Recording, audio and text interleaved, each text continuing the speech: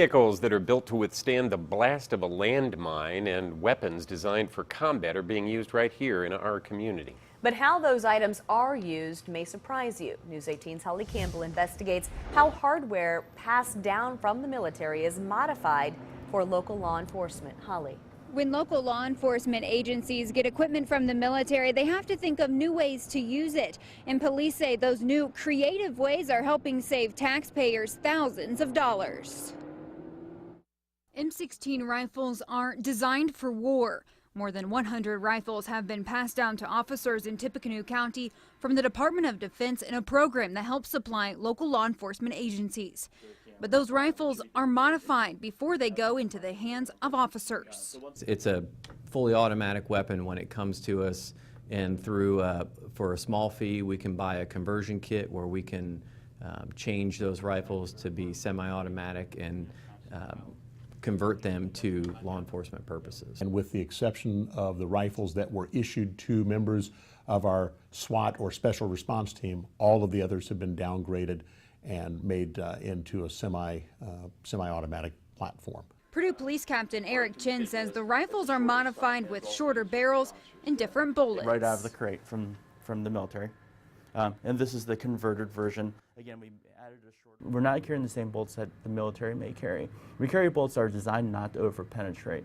The penetration on one of our patrol rifles is actually less than our pistols itself. Local law enforcement agencies also have several vehicles once used by the military. I think most people would be surprised again to see how very innovative we have been in the use of these vehicles and other equipment. The Tippecanoe County Sheriff's Office has several vehicles obtained through the Pentagon program. Each has a unique purpose. Several are used during the winter to get through the snow, and one is used to transport employees and patients to and from Riverbend Hospital during floods. When it drives through the water and saves somebody in an emergency, nobody's going to be intimidated by the truck.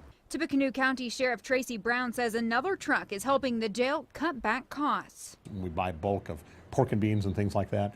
We recycle those cans and that money goes back to the general fund, so that's the truck that we use to collect and haul those items. And a vehicle designed to withstand the blast of a landmine is being used by the West Lafayette Police Department's Special Response Team.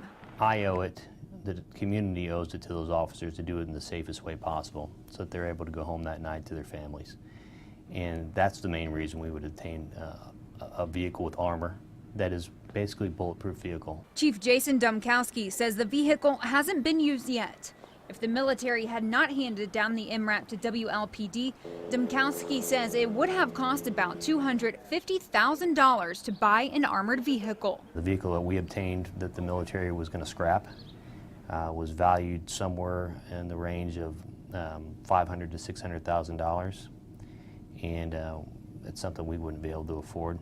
Law enforcement leaders say this program is saving taxpayers thousands of dollars. The rifles that our officers carry now could be valued anywhere between $2,000 to $3,000 if we had to go out and purchase them on our own. You're looking at a savings of almost $200,000 to the taxpayers. We have been able to take that property, put it to a good use, and ultimately save taxpayers locally from having to buy new pieces of equipment. ACLU of Indiana Executive Director Jane Henniger says money saved may mean comfort forfeited. We want government to be forthright in what they have, what it looks like, so that citizens can react to it. And if we determine that it is best in a cost-benefit analysis, some of the costs being what we might give up in freedom or at least comfort, then at least that's done in a transparent way. When questions like this arise, we should be prepared to give our citizens answers. When it comes to what the sheriff's office has from the program or how the equipment is being used, Brown says he is an open book. You pick the telephone up and you call, or you stop into my office and you visit, and I'll show it to you and I'll talk to you about it and tell you why and justify why we have that. Because when it comes to the military and police, local law enforcement leaders say they are two different things. I have very strong feelings that law enforcement, local law enforcement, should look like the police, should function like the police, and not like the military. There's, nothing for us to benefit from becoming an over-militarized or militarized force. Flannelly says they use equipment from the military, but only equipment that is appropriate and can be put to a good use in our community. You're not going to see tanks rolling down the street anytime soon, at least not from our police department. And I'd be the first one to be standing out in front of them if I needed to. Tomorrow on News 18 at 5 o'clock, Chiefs Domkowski and Flannelly will be in the studio for a live response to our stories. Head to our website at WLFI.com to see more photos of equipment being used in our community. Reporting live in Lafayette, Holly Campbell, News 18.